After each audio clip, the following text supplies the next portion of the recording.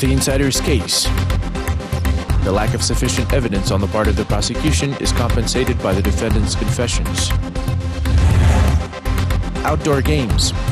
Clan wars of Kazakhstan's social elite, fair and unfair games. All about him. The 50th anniversary of a politician and official Altanbek Sarsenbayev. Hello, I am Asylbek Abdulov and you're watching Vlast KZ on KpLus. The concept of confession as the king of all evidence is well known since the Roman and especially Stalinist repression times. It appears it is still relevant and is practiced nowadays. It has been successfully applied in theory and practice during Zhanaozian trials in Aktau. At this point, everyone saw a lot of direct and indirect evidence showing that lawsuits are based on confessions wrested from defendants. According to encyclopedias, this popular expression is misattributed to the USSR Prosecutor General Andrei Vyshinsky. Allegedly, he said that self-confessions turn into a king of evidence only if it is obtained directly from the accused. On a voluntary basis, it is consistent with other examined facts of the case. However, if other evidence already proves the guilt, the confession bears no value as an evidence and thus becomes unnecessary. Such a confession can only serve as a base for the evaluation of the defendant's moral qualities to mitigate or reinforce the penalty. Или усиление наказания. Problems with objective evidence in the criminal cases in Zhanaozian events were present from the beginning, but the investigation team cut the chase and skipped right to the confessions tactics, used both in cases of 37 oil workers insiders. Recent testimonies of Saparkhali and Aminov were taken as confessions mostly by the prosecutors and almost no one else. They sound more like self-incrimination, parts of which were intended to somehow serve as proof of conspiring on Vladimir Kozlov's part, since the investigators failed to obtain his confession. Показаний следствие так и не добилось.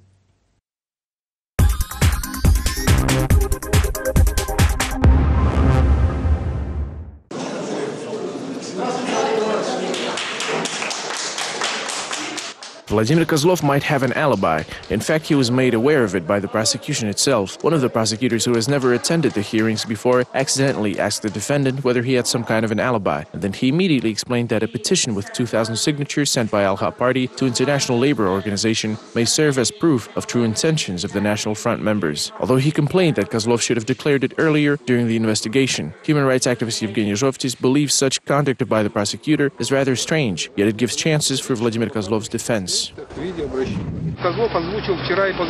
On Thursday, Kozlov announced a big number of instances when he appealed to various government agencies, attesting to the fact that his main intention was to resolve the conflict instead of overthrowing the constitutional regime. Despite all the leaflets, that was a wrap for the indictment. The prosecution was also struggling with providing the evidence for the composition of the so-called gang. The investigation materials contained the names of Al-Ha Party members, social activists, politicians, and human rights defenders. In his testimony, Vladimir Kozlov told about his relationship with each member of the alleged gang. She did not receive any orders. Azhagula Mirova volunteered to make this trip. It could have been anyone else in her place. She was indeed a suitable candidate because she is originally from there, and she had friends participating in the strike. She had no problems with the housing, and Orak Sarvapev is actually her classmate. Jambalat Mamai is a member of Azad Party Presidium, which means he cannot be a member and the leader of Al-Ha Party. Therefore, it is ridiculous to assume a chain of command of some sort. Jambalat Mamai was delegated to Zhanaozian in June by the decision of his party, and this has been documented in the case materials. Muratbek Kitabayev is my ideological advisor. He elaborated the ideology for the Democratic Choice of Kazakhstan Party. I consult with him, and it's up to me whether to refuse or accept his advice. The stage director Bolat Atabayev has never been a member of Al-Ha Party, therefore he could not have been under my authority. He has friendly relations with Mukhtar Ablazov. When the businessman headed the largest bank in the country, he financially supported Atabayev's Aksaray Theater. The stage director Bolat Atabayev, who recently received the Medal of Girthy in Germany, had to urgently return to Kazakhstan. Atabayev wanted to attend the trial on Kozlov, Saparkhali, and Aminov, as he was outraged by the fact that his own testimony has been distorted and presented by the prosecution in court. Atabayev claims that the prosecution indeed reinterpreted his testimony. However, he is currently forced to deal with the restoration of his documents, which were stolen in a train while in Germany. It was very foolish of me to post on Facebook that I am interrupting my trip and flying to Aktau to testify at a trial. My friends warned me not to go. Why would I do it? I was confident that I am out of reach in Germany, but I was wrong. They stole my bag. On Thursday, the prosecution proceeded with the questioning of the oil worker Akshanat Aminov. The defendant read his testimony off the sheet and unexpectedly admitted his guilt, emphasizing that he did it willingly. Wife of Vladimir Kozlov, Aliya Turuzbekova, questioned the sincerity of Aminov's words and told the reporters that he had been subjected to pressure by the NSC investigator Baldairov. Moreover, the NSC officers insisted that Aminov should read the pre-arranged testimony off the sheet for the reporters, says Aliya. Kozlov's wife believes that security forces are doing their best to prove that the case of the organized crime group is not politically motivated. Until recently, they were all detained by the NSC in the same place. Prior to the trial, Aminov, Kozlov and Sapargali were put under pressure to force them to read the false testimonies at the hearing on the 31st. This is their favorite method. After Vladimir Kozlov was detained, later he underwent a surgery, and I was granted a single visit to him on one condition, that state-owned media will cover it, and that indeed happened. The human rights defender Galim Agaliuov has been observing the trial and its news coverage as well. He claims that pro-government media does not cover much of Aktau trials, while their reporters gather only the ideologically friendly material. It is a shame that the official pro-government media distorted even Markus Leuning's words. Any assessment should be truthful and non-biased. Yet if the media is twisting the words of Leuning, saying that he admitted that the trial was transparent, everything was fine, no problems were detected, and the trial itself was not political, that is a lie. Why is the government doing this? We need the truth in order for us to develop.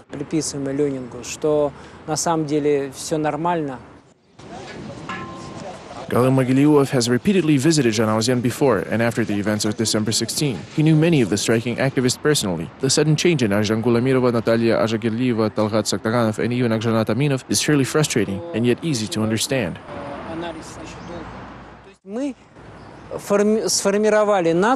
We have formed a nation that is afraid to politically express itself. While the situation in Zhanaozen is tenfold worse, the free thinkers and those who are able to analyze were banned from talking. The situation is similar to when the country urgently needs to forget the period after the war and get back to normal life. However, it does not seem possible to go back to normal.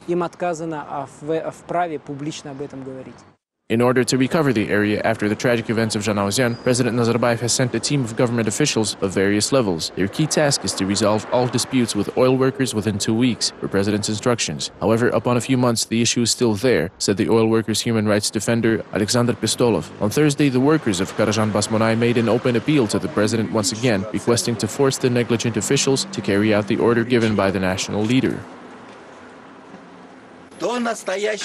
So far, none of the branches of government, including the Attorney General's office, governors' special commissions led by Shukeyev, or newly appointed managers are fulfilling legitimate demands of oil workers and orders of the head of state. We are openly appealing to the President to ensure that these orders and instructions on timely resolution of labor conflicts are fulfilled by all branches of government.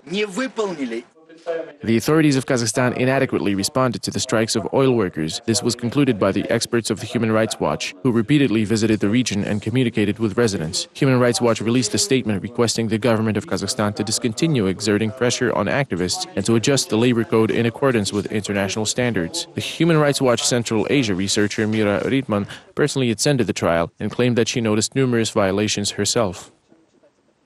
It is a crime under national legislation. In fact, this may not be a crime under international standards. Therefore, we believe that it is quite a general article that made us concerned from the very beginning. It is not a crime to morally support the striking oil workers. In other words, the actions aimed at addressing the issues of the strikers is not illegal.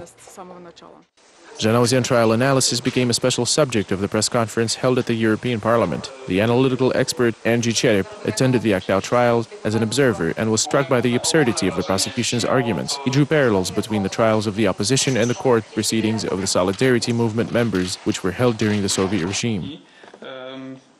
From the beginning, or at least when I was observing this trial, it gave me the impression of the staged play, which was rather sad. The tragedy of Zhanaozen has been used to do away with the political opposition in Kazakhstan, while reprisals against independent media could be down the road. Member of European Parliament Peter Borish, who spoke in court as a witness, called this trial politically motivated in his interview with Western reporters. He believes that the verdict in the case of Vladimir Kozlov will determine the level of democracy in Kazakhstan. Kozlov's trial would serve as an indicator of the democracy level in Kazakhstan. The way it ends is very crucial for the negotiations on a new cooperation agreement between the European Union and Kazakhstan. The conference in Warsaw is a prelude to a major report in the European Parliament, which will be held in October. The press conference participants announced that Zhanaozian trials are only the links in the chain of repressions. The independent mass media of Kazakhstan is very likely to become the next victim of the regime. A group of European officials considers it necessary to have European Parliament monitor the events in Kazakhstan. На этот раз взрыв произошел во дворе городской полиции. Atara was once again in the spotlight this past week. This time, a blast rocked the courtyard of the city police on September 15th. According to Radio Azatik, the exchange of fire also took place near the police building, regional prosecutors and the governor's offices, right downtown. Last week, another armed group was eliminated in Kulsari town, Atara region. 5 suspected religious extremists were killed, while a bomb went off a week earlier, taking the life of one person at the scene.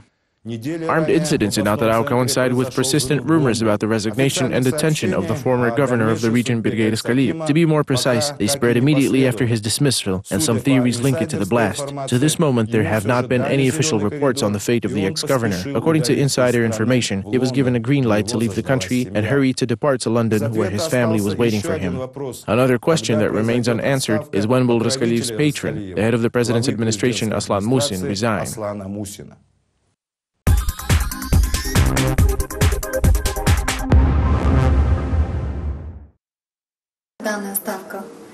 This bet is on Medvedev's resignation before December 31st, 2012. If you place 100 tenge on the resignation and Medvedev does resign, your money is multiplied by 20 and your payoff is 2,000 tenge.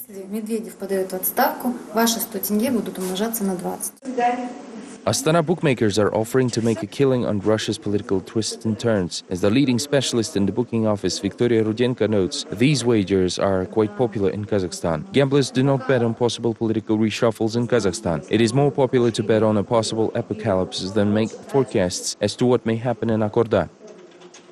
Political events in Kazakhstan are more stable and they attract less public attention.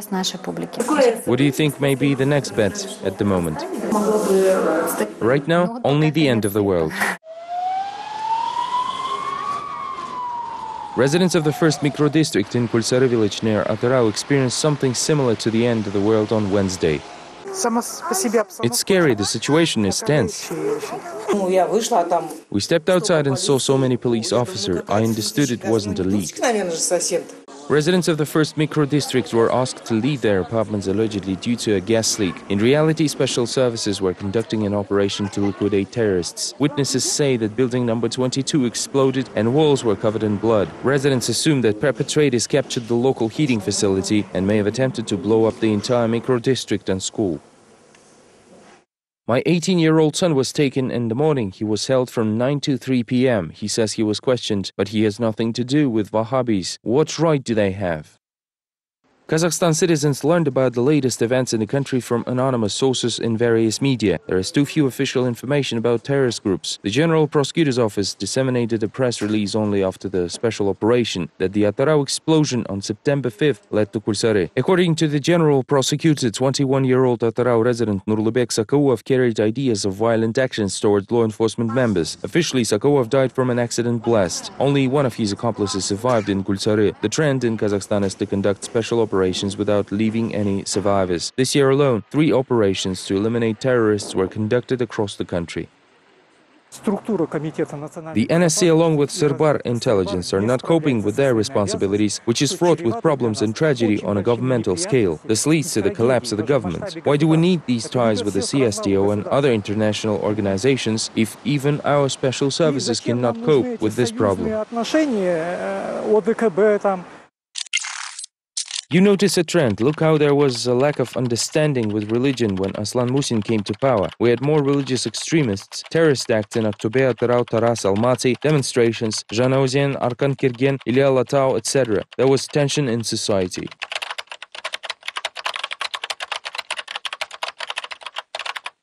Either Musin is incompetent and let this policy go out of control, or conversely, he's in charge of all this. There's no other way. In both cases, he must be at least dismissed and prosecuted. I'm curious if there is a link between the events in Kursaray with previous incidents. Directly, no, but indirectly, more likely than not. What is the end result of all this? The media is more or less tired of writing about Musin, although he's topical and he's a big personality. But you cannot see him in any news story on television. Is he hiding from the light? And where are the Rizkaliyev brothers? If they are indeed innocent, let them organize a press conference, just like a previous commentator suggested. If they do not do it, then they have something to hide from the public eye. The main question after what is happening in the oil-rich western region is where is Aslan Musin hiding? 10 days passed since news broke of his resignation. The president's chief of staff's absence during the visit of the Vietnamese and Korean delegation was noted. Mr. Musin only made an appearance at the conference on interaction and confidence-building measures in Asia summit on Wednesday. There were still no explanations or statements for the press at the summit. President of the Republic of Kazakhstan, Nursultan Nazarbayev.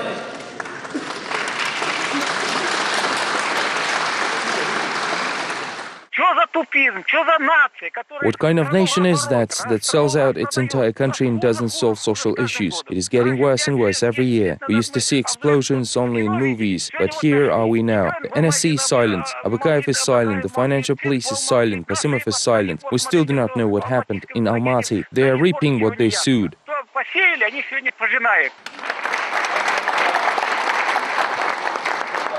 The plenary session of both chambers of parliament went quickly. The relatively unknown and unnoticeable Kabibullah Jakupov was appointed vice speaker. However, not a word was spoken about the explosion in Atarau. In the meantime, Atarau region Akjol party member Amanjan Rizkaliyev's chair remains empty for the third session in a row. Leaders of the fraction Piruashev threatens to take away Rizkaliyev's mandate. That's the sole reason. Leader of the fraction is not making an unfounded threat. Amanjan Rizkaliyev is also Atarau region's ex-governor Bergey Rizkaliyev's brother. They were both close to the president's chief of staff Aslan Musin. On Thursday, Bergey Rizkaliyev hastily left Kazakhstan after he was given 24 hours to get ready. At the moment, rumor has it, he's in London with his family. It is a betting war. They are rich and informed. They know a lot about the current authorities. They know about oil, about wealth, how it is distributed. That is why these people are somewhat of a threat. They can leave quietly. Sometimes they may nag like Khrapunov every once in a while. In the city of Atarau that Rizkaliyev has left, around 10 officials of the local governor's office were left without their long-occupied chairs. They were detained by the financial police, including Bergey's former deputy, Bolat Daukenov. The bookmaker's office attempts to explain to those wishing to bet on the end of the world that the resignation of one or another high-ranking official is not the end of the world. Nevertheless, the number of those who wish to bet on the apocalypse doesn't get any lower. This past week, on September 12th, Altenbek Sarsenbayev would have turned 50. He is considered a landmark of sorts in the contemporary history of Kazakhstan, as Sarsenbayev spearheaded the development of statehood and founding of the opposition that operated as part of the system. His death in February 2006 became a national tragedy and a turning point in the political life of the country. The official theory of the crime seemed unconvincing to the public, and most are inclined to think that it was an ordinary political assassination. Жизни страны.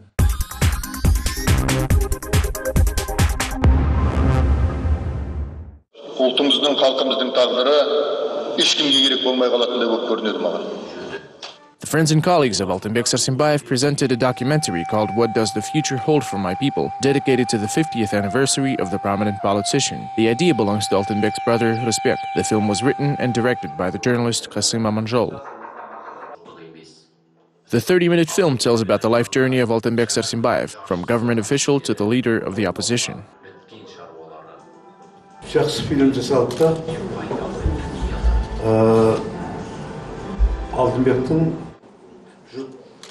Dear audience, the film turned out to be good. It showed us Altenbek in a very different, unfamiliar light for many of us. Nevertheless, I believe we need to dig in. It is necessary to raise the question of who killed Altenbek. How much longer are we going to stay silent? If we solve his murder, then many secrets will be revealed.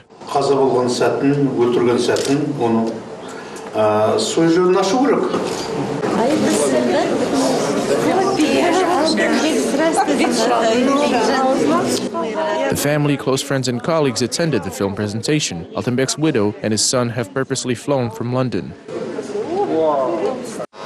And it is very important to keep the memory of a man who loved to joke and spend time with friends. He loved to travel to villages on weekends and vacations. He would go to Turkey only to take the children to the sea. He was playing pranks on his friends. He was making mistakes quite often too. He was just an ordinary man with his advantages and disadvantages. Therefore, it is extremely important that people remember his human nature despite of what's happening these days. As a child, Altenberg loved to write tales about birds, but his life was not far from being a fairy tale. In fact, it came to an end very dramatically, says Altenberg's elder sister, Raya. When the phone rings, I pick it up hoping to hear Altenberg. He always remembered the birthdays of his close ones, and he used to always call to say wishes. I miss him very much. No one should die like that. Altenberg Sarsenbaev started working for the government in the early 90s. He was only 30 years old back then. He started off his career as head of the Department for Culture and International Relations, and for a year, Sarsenbaev headed the Ministry of Information. He was believed to be a loyal man devoted to Nazarbayev. However, Altenberg never concealed his democratic views among other officials. The bill on publishing is finalized, but why wouldn't you introduce it?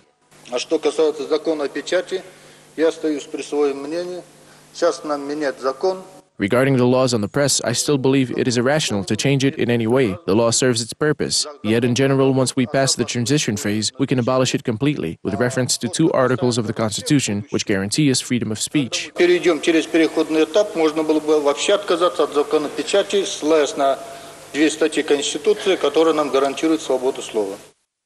The flawless job performance of the young politician made him a perfect career. His contribution towards the state formation is enormous. He worked as Minister of Information, Secretary of the Security Council, National Security Advisor, and Kazakhstani Ambassador to Russia. In 2003, Sarsenbaev joined the Akjol party. A year later, he accused the authorities of fraud during the parliamentary elections and resigned. The politician Sarsenbaev became the brightest leader of the opposition movement 2 years prior to his death. Нелегитимный парламент, то возникает идея создать органы, которые бы заменили бы... The country with a decent parliament certainly does not need a state commission. Since we do not have a legitimate parliament, there is an idea of establishing an agency that would play the function of the parliament and would be more trustworthy. Therefore, the current president is going to legitimize the agency, which will be in charge of political reforms. We, on behalf of Akjol Party, consider the state commission as a task group that makes preparations for political reforms. As part of this task group, we have developed an alternative project, and we are ready to introduce it. This is a very serious issue. It might be very crucial for the future of our country. The trend of direction is very important. This week, the opposition raised an idea of holding a referendum, since they are ready to bring up 3 issues as follows: non-membership of Kazakhstan in the Eurasian Union, return of state-owned strategic enterprises privatized in the 90s, and the introduction of gubernatorial elections. I believe no one has the right to make any decision without consent of all the people living in Kazakhstan. Everyone has to decide for themselves where and how they want to live. However, nowadays this was already decided for us by the people above. They chose a course of action, while we have to follow them, which I believe is not right. Мы категорически против таких союзов, политических союзов. Да, мы за развитие интеграции. We support the development of integration and economy on the equal terms. We are against the political alliance with autocratic rulers like Putin and Lukashenko. We believe that the people of Kazakhstan are entitled to be heard and to be taken into account. То есть мы считаем, что народ Казахстана должен сказать свое отношение, свое мнение. The co-chairman of NSDP, Azat, Jarmakhan Tuyakbay, did not attend this press conference. According to his colleagues, the politician is currently engaged in a civic initiative. This National Council is useless, and I do not think we need it after all. It is no longer relevant. We have held the National Council several times before, but to no avail. The important issues have never been brought up, whereas the referendum is much more important. Shall Jarmakhan decide to team up? We would not mind. The political expert Rustam Kadyrjanov said that the split within the only registered opposition party in Kazakhstan happened in spring. Nothing can be kept secret forever. Kadyrjanov explains the disagreements within the opposition are due to the crisis of ideas and actions of the authorities. Our opposition parties have been experiencing an ideological crisis. They have no plan. They are good at criticizing, but it is hard to tell what are their suggestions. Непонятно, что они при этом предлагают. Many experts associate the weakness of the current opposition with the fact that Sarsenbayev is no longer there. Following the murder of the politician in February 2006, some media reported that opposition forces have lost their leader. Years after, there is still no one in Kazakhstan as powerful as Sarsenbayev. He would have supported a real unification of the opposition, and he would have done his best to have the opposition on the same page, working to change the situation within the country. He would have contributed towards the integrity of the opposition.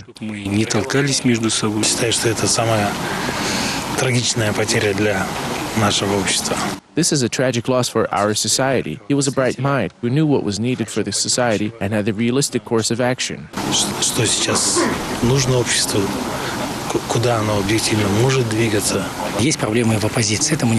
Altabek certainly would have been among the opposition. Perhaps he would not have allowed the split which we have today. There are problems within the opposition, the ambitions of separate individuals, disagreements within certain groups, and it's not a secret. But in any case, I believe we will continue moving forward.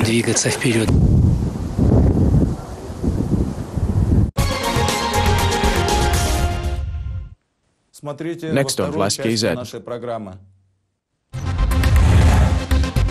The Lifestyle. The 13th Retro Music Festival Almata, My First Love.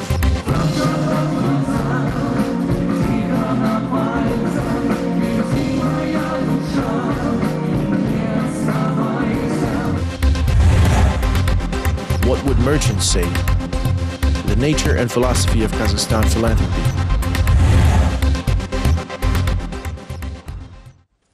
Stay with us. Vlast KZ will return with more in a couple of minutes.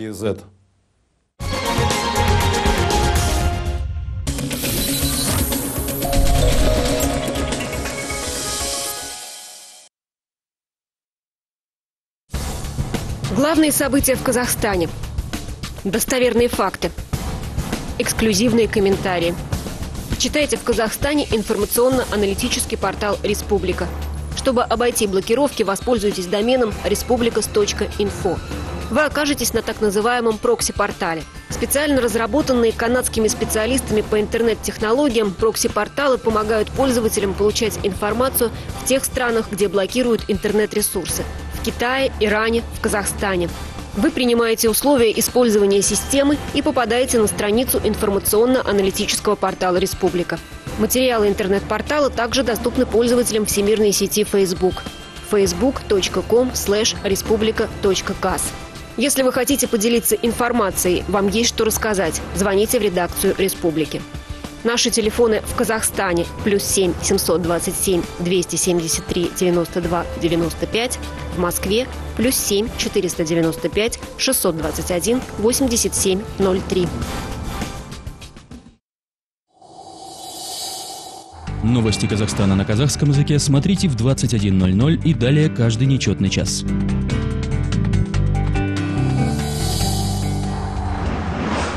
Новости Казахстана на русском языке в 22:00 и далее каждый четный час.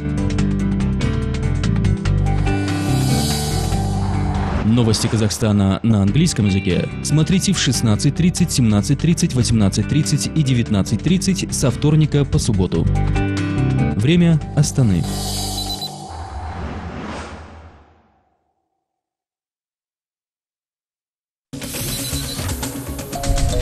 Изготовление и размещение рекламы на канале KplusTV.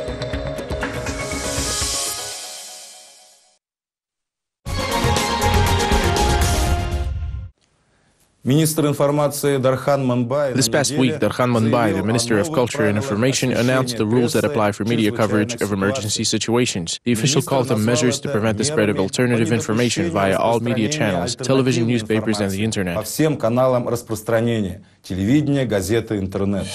The creative proposal of the Information Minister was not welcomed by MP Dargan Nazarbayeva.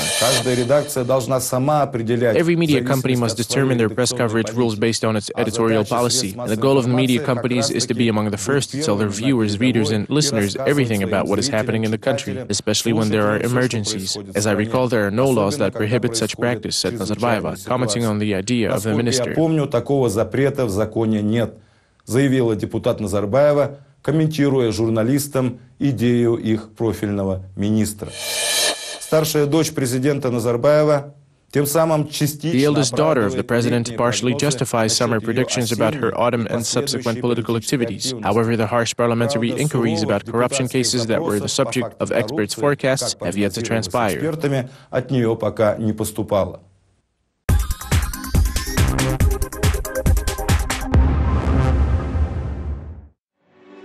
They sang love songs that night, love songs about Almaty and more.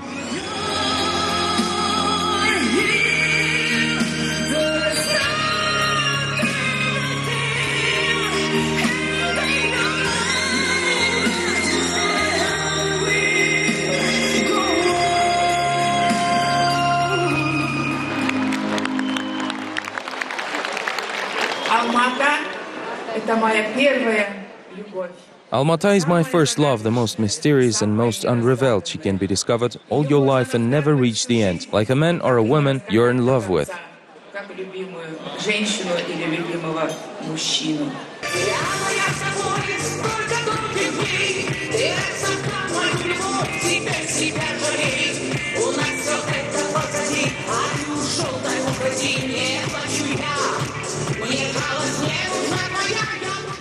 The Almaty My First Love Retro Festival is a special event for Darika Nazarbayeva, author of Mastermind of the project, which began back in 1999, conceived the festival at a platform where good old classics could be remembered in a warm and friendly setting. This year's slogan proclaimed, "I'm a legend."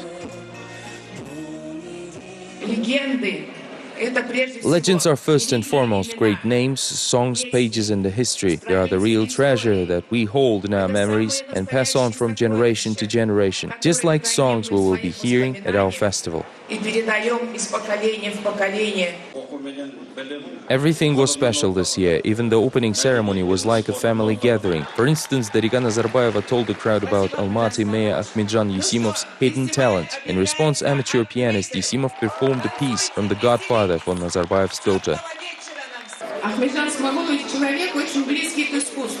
To those who don't know, Akhmedjan Smagulovich is a man who is close to art. I know that he is a great singer, he plays the dombra and the piano. I invite him to the festival year after year, not just as a mayor who opens our festival, but to showcase his talents for us. Akhmedjan Smagulovich, maybe you could surprise us in a special way. Akhmedjan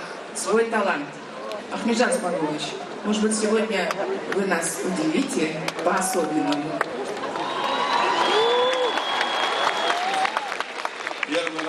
This is my first time. If something is off, please don't criticize me, okay?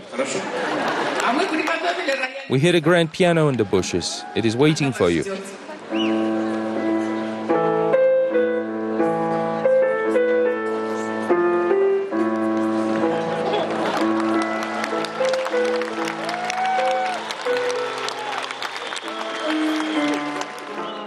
The mayor's debut on a big stage worried him so much that he even forgot some notes. But as a true artist, he didn't lose composure and began all over again.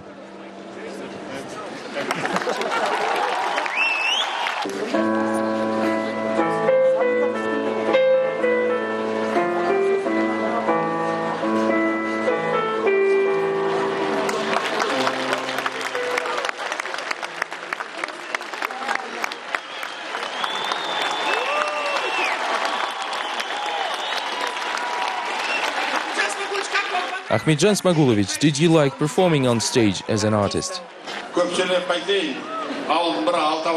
Akhmedjan Yesimov clearly took pleasure in his new role, so much so that he decided to perform another piece as an encore.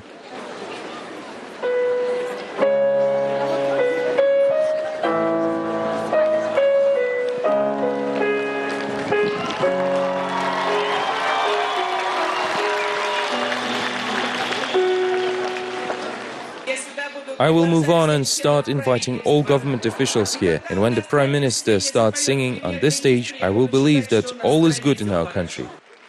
To the Prime Minister's aid, who may have not been aware of this upcoming involvement in the show, came a Senate deputy. The striking owner of a baritone, Gani Kasimov, performed a song with Talkyn Zabirova.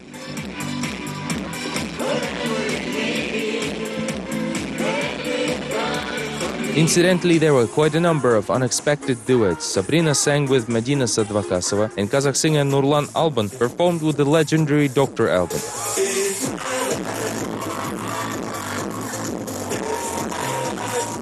The performers were paired up by Andrei Yeremin, director of Eurovision 2012 in Baku, who was personally invited from the Ukraine. This year's Retro Festival is in its 13th year. However, despite superstitions, it became the most large-scale and spectacular festivals in the project's history. Long before it started, there was talk of the fact that for Dariga Nazarbayeva it was a comeback project of sorts. The Kazakh president's daughter came out of the political shadow in the winter after becoming an MP. Now she's returning to the realm of culture.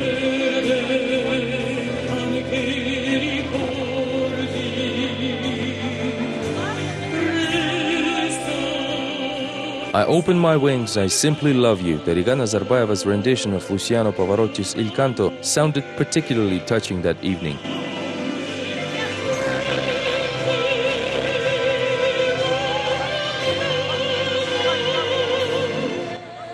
Incidentally, love songs of all sorts, sad and happy, were more than enough that evening, but viewers were treated to another surprise towards the end of the festive occasion. And now, he's brutal and sensual, she's proud and beautiful. Please welcome Valery Miladze and Dariga Nazarbayeva.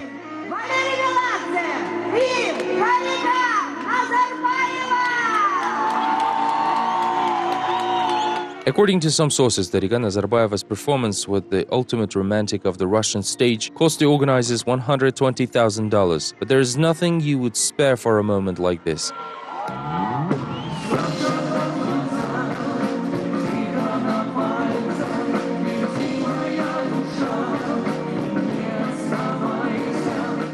Dariga Nazarbayeva's white dress and the delicate wreath of her head only emphasized its grandeur. "You go your own way," she sang proudly. "I do not know how to live otherwise," echoed Valery Miladze. Whether the song symbolizes the beginning of her personal and public life remains a mystery. One thing is clear, there is no more gravity, meaning big changes are ahead.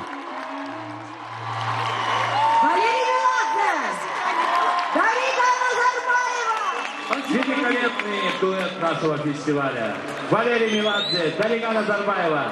Аплодисменты, друзья! Алмата, моя первая любовь! Браво! Дарига Назарбаева! В завершение выпуска материал о природе и философии. In conclusion, we have a story about the nature and philosophy of Kazakhstan's philanthropy. Why is business attracted to sponsorship and to a lesser extent patronage? Is it possible to have gratuitousness in this pragmatic and cynical world, in our society with its skewed human values? В обществе с таким качеством человеческого материала.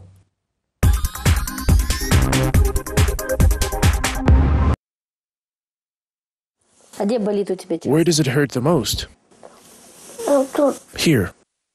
6-year-old Ilman Jakiyarov survived 2 operations. A year ago, the boy was diagnosed with cancer of the thyroid gland, but later the metastasis reached his lungs. The disease keeps progressing in his body, especially when he is at home. It is too humid in his poorly lit room of the barrack house, and after an hour of staying there, Ilman has coughing attacks. Nothing has changed since we started living in Almaty 13 years ago. Right now, the mayor's office is supposedly giving us a dorm room. We are waiting for some committee to come and solve our issues. It is surprising, but the mother of the sick child is always smiling. It is hard to tell how many times Ulia Ozhogina has been losing hope and regaining it. Last time, the doctors gave her boy no more than a month, but she received another chance for the recovery of her son. Actually, we are planning to fly over to South Korea, where we will need $20,000. We appeal to the fund with a request to help us. A while ago, philanthropists did raise $3,000 for Ilman's medical treatment in Moscow. In fact, Jakianov's family believes that it would be able to raise the money once again. That is the only hope they have. But a less positive scenario might also take place. There is no issue with the Kazakhstan Fund's desire to help others, but there are a number of issues with which its founders cannot deal with. Some people just take a look at it and pass it by. These are the charity boxes that Dara Charity Fund set up in all malls. In expensive boutiques, these unremarkable and small boxes collect up to $500 a month. The founders of the fund send all the money to 130 orphan children and those who have hearing disorders. A couple of weeks ago, one of the boxes were stolen right in front of the cashier. After this incident, we started gluing them on the tables to avoid falling and breaking. The police is not rushing to investigate the theft since for them $200 is not a big amount. For them, the goal of this fundraising does not mean anything. However, in Kazakhstan, such an attitude towards charity is present not only among law enforcement officials. Commercial companies cannot contribute to charity organizations the amount over 3% of their income. If it is more than that, they have to pay taxes. Thus, they have to pay double tax. I believe it is wrong and unfair practice when the business wants to contribute to charity fund and their contribution gets taxed. In total, there are 568,000 disabled people in Kazakhstan today. 63,000 of them are children. Many of them are orphans, and the state is not always ready to bear additional healthcare expenses. Some children, like the 4-year-old Oleg from Stepnogorsk orphanage, get lucky. His photo on social networking sites caught the attention of lawyer Aynura Kudaybergenova, who is raising funds for his medicine now. But this is an exception to the rule. There are many kids like him whom nobody have heard of. For example, it is the first time when it happened. Yes, it is a drop in the ocean. I believe if we evaluate the social zeal for charity in Kazakhstan on the scale from 1 to 10, 1 being low and 10 high, then it would be 3. Some explain this passive trend among citizens by the lack of information. As a result, many distrust these funds. The average Kazakhstan citizen questions themselves, where will my donations go? Are there people who could steal it? Only 7% of organizations publish their regular financial reports. The issue is being escalated by the posh charity events, the costs of which clearly exceed all limits.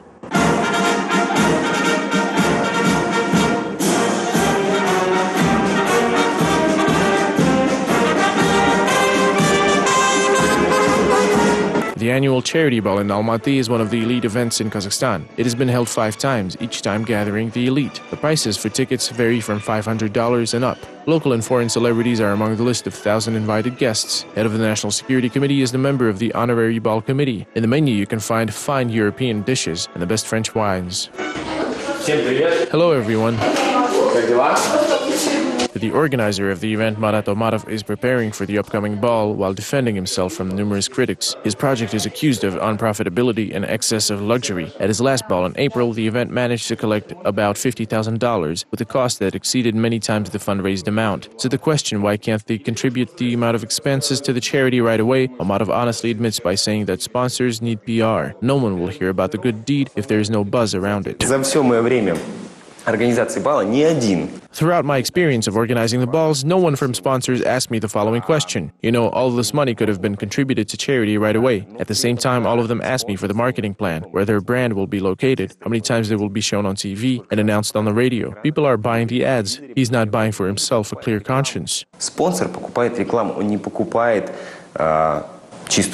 According to the report, the money raised during all Viennese balls were directed for the setup of physical treatment rooms in 2 orphanages and for the children with disabilities in Semipalatinsk. Also, few families have been able to receive artificial insemination thanks to the raised funds. For the event, which invited world stars like Lara Fabian and Mariusz Stravinsky, the raised funds seemed very modest.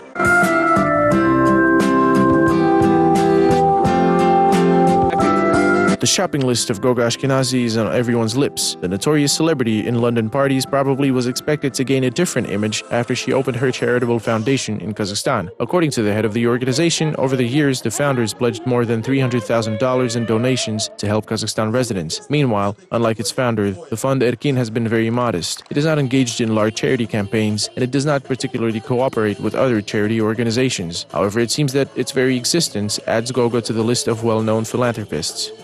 I always try to help when there is a chance. I try to be helpful to my friends and ordinary people.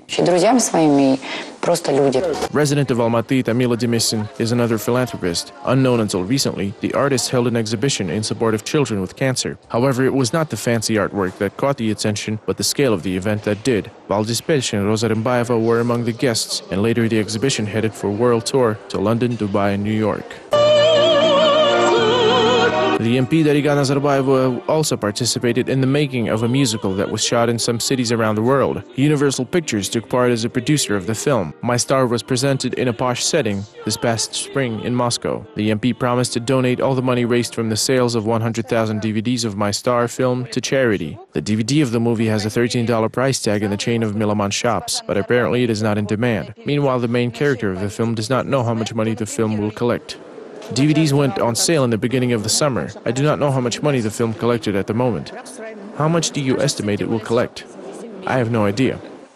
Mansuru needs $10,000 to save his eyesight. The child has a malignant tumor of the eyeball. 6-year-old Lily has kidney cancer. She needs money for the surgery in Moscow. About 70 children with similar scary diagnoses are patients of Almaty Institute of Oncology. Mikulina Marina, a teacher, could not remember not a single case when someone contributed a large amount over the past years. No one has come here even when we ask them. We receive small contributions, but we have never seen a big financial contribution so far.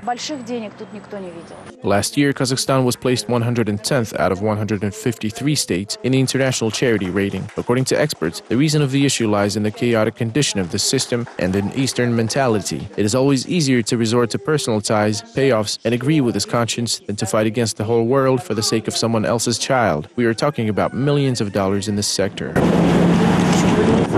Ilman could be saved by the amount way less than $1 million. However, for the family of 4 with a monthly income of $600, it is an unimaginable amount. Ilman's father is selling his car to buy airfare to South Korea for his son and wife, but Ilman has not been told about it since the doctors advised to keep him away from the stress.